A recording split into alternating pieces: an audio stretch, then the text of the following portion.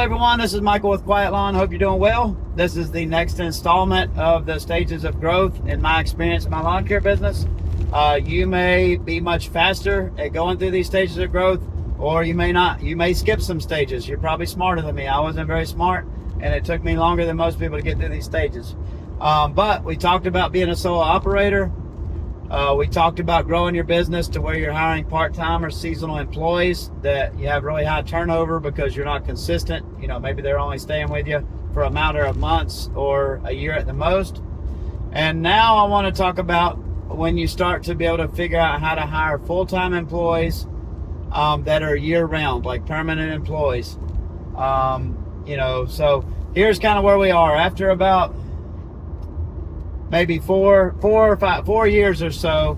We were in that stage after year 2, basically from year 2 on to like year 4 or 5, we were hiring part-time or seasonal employees. Like, we were trying to hire them full-time, keep them, but we just didn't have consistent work. We were offering too many services. Our work was too seasonal, and we were just going through this cycle of high turnover where our guys would never last more than a full year before they would be leaving the business. So after about that 3rd, 4th year, I started to learn that, like, hey, if I'm going to ever grow this business, if I'm going to ever make this into something that's not just going to kill me with a heart attack because it's so stressful having to figure all this out and having to go through employees all the time, I need to make some serious changes in myself and in my business.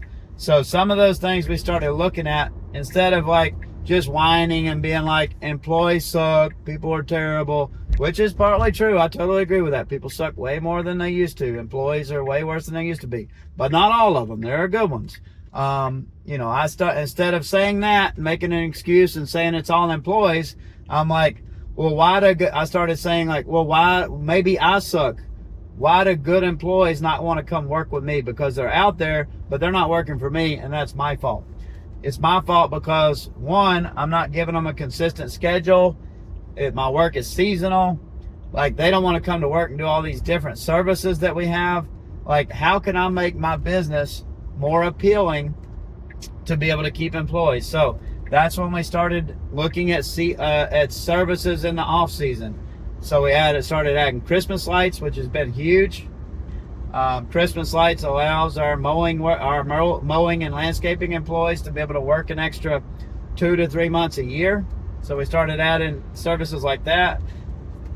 We started adding some other winter services like cleanups and gutter cleaning, stuff like that. We started adding year-round services, which is the most ideal thing. Like, that's what I would, if I had it to do over again, that's what I would just start with from the beginning. But we added fertilization and weed control, which in our area in the South is a year-round service. It's not seasonal. We do that 12 months a year. So we started to be like, okay, how can we make this schedule and this job appealing for someone that would want to look at this as more of a career?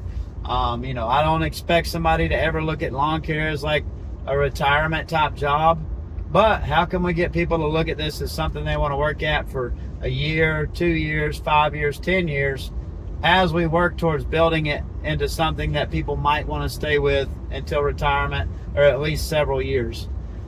So that's what we started doing. We started making it more year round with Christmas lights. We started doing fertilization, weed control. And I started noticing, that takes years, because one, I wasn't very good at marketing, so I didn't know how to grow that stuff rapidly. How to acquire, because with like fertilization, weed control, you need hundreds of customers to have a full-time route for someone. So, we started growing that, and as that happened, like, we started being able to keep people longer. Other things I implemented is, we use Gusto for payroll, but they offer things like 401ks through Gusto, and like simple insurance like life insurance and dental insurance or accident insurance. Like, we started offering stuff like that, benefits. Health insurance is a mess. You're not going to be able to offer health insurance, unfortunately. But we started being able to offer stuff like that. So we're a tiny company, but we're offering a 401k with a company match and, stuff like that. We started paying more. Like I said, if we wanted to get better employees, we're going to have to pay to get those better employees. So we went from paying probably around 2019, 2018, went from paying, around, 16, 17 bucks an hour. We started paying people, well, we might even have paid less than that, 15, 16 bucks an hour. We started paying people, 18, 20, $22 an hour. We also went to P for P so that people could get paid based on performance. So, all that stuff started to help. And within a year of that, we started to notice that the candidate that we were hiring was a whole tier higher than what we were hiring before. They were more educated. These were more like family people. They had some young families, stuff like that. We weren't just hiring a bunch of young kids or people who didn't care, or, just people who had a very rough work history. We were starting to get much higher quality candidates and employees. And we just continued that trend for, the last few years, 3, 4, 5 years. And pretty soon, we were keeping people for a year, 2 years. Kevin, our office staff has been with me several years, but, as far as field employees, Kevin, he's been with us part-time for, 5 years. Like, you start to notice that people are staying longer with you because you have a more appealing thing for them. We started looking at how we can make their job easier. Like, what tools can we get?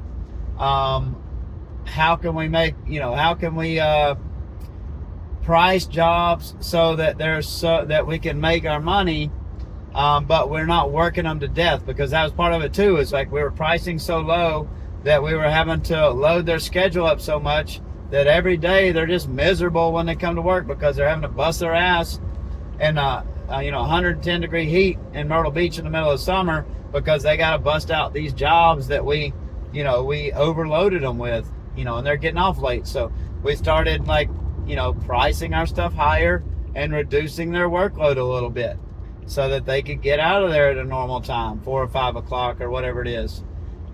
So we started looking at that. We started looking at how we can reduce services that we offer, because like I said, they get stressed. They don't like to do different jobs. They want to come to work in general, and they want to do the same thing every day. Like if they're a mowing person, they want to mow. They don't want to be a mowing person on Monday, Tuesday, and Wednesday, and then a landscaper on Thursday, and then do pressure washing on Friday. Like, they want some consistency. Most people. You'll get a rare one like that does like that, but most people want to have consistency. So we started looking at that. How do we reduce our services? Or how do we have, start putting this person as a mowing person only, this person as a fertilization and weed control person? How do we do that? So we started making all those changes, and it made further improvements with our employees. And all that stuff is just gotten better and better over the years. We're still constantly improving and trying to figure that out. At this time, when we started that, I was still heavily involved in the business. The other thing I had to start working on was me. Like, I was a hard person to work with.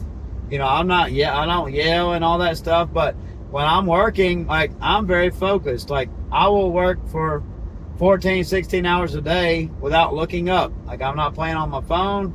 I'm not doing this other stuff.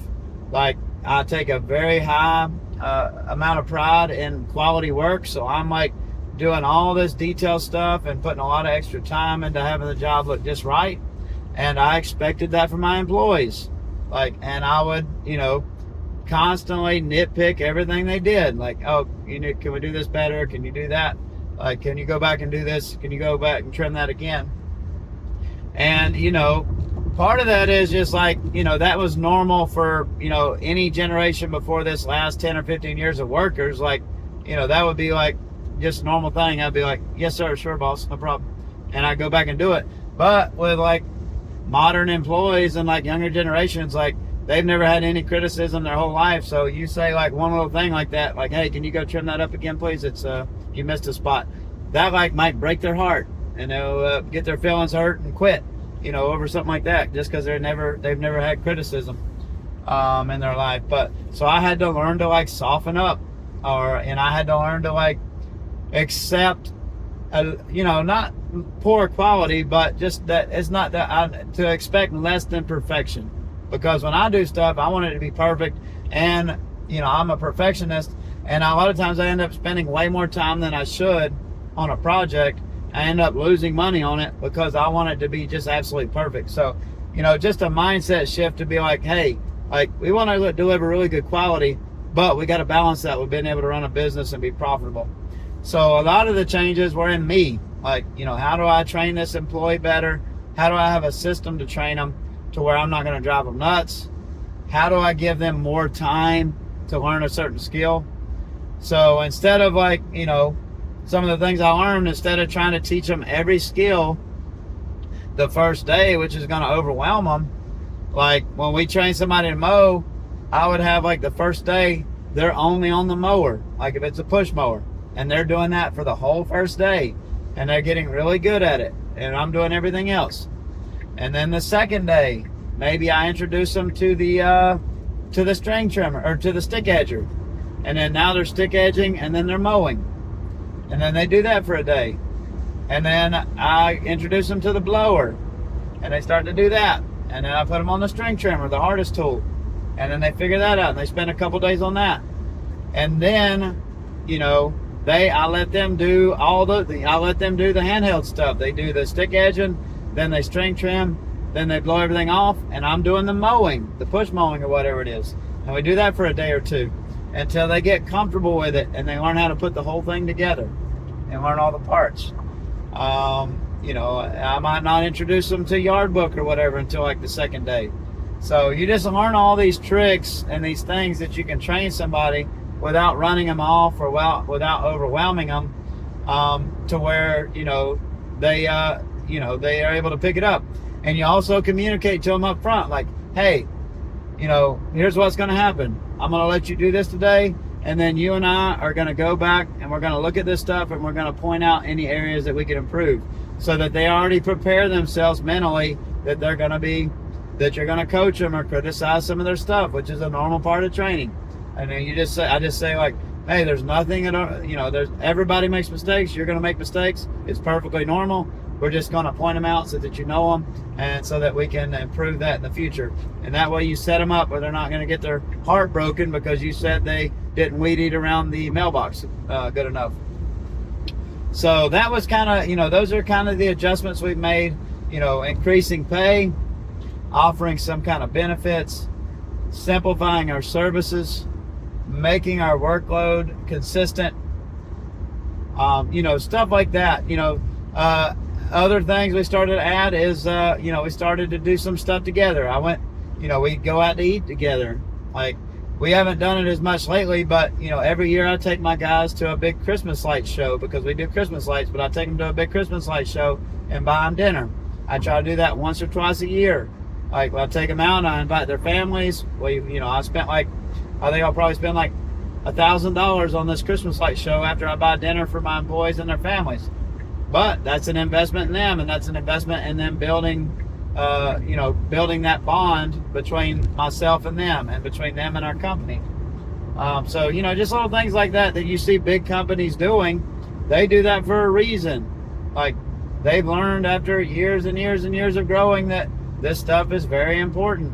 You can't just send people out there, expect them to work 100% of the time, 100% efficient, and get all this stuff done, and expect to keep them long term. Like, you got to make the job enjoyable. You can't expect them to be working nonstop the whole time they're there. They got to have breaks. They got to be able to let their mind relax while they're at work. They can't just go 12 hours a day, 5 days a week. You're going to burn them out and they're going to leave. So these are the lessons I've learned. Next stage of growth I'll talk about, which is where I'm at now, is kind of the absentee owner. I'll talk about where I'm at with that, and where, what I think I got to do to get to the next stage, which is starting to scale my business. Even though I'm an absentee owner, how do I get my business to grow and scale when I'm not as involved in the leader, as involved as I could or maybe should be as the leader? But please leave your comments below. Please let me know what kind of stage you're in, and I'll see you guys in the next video.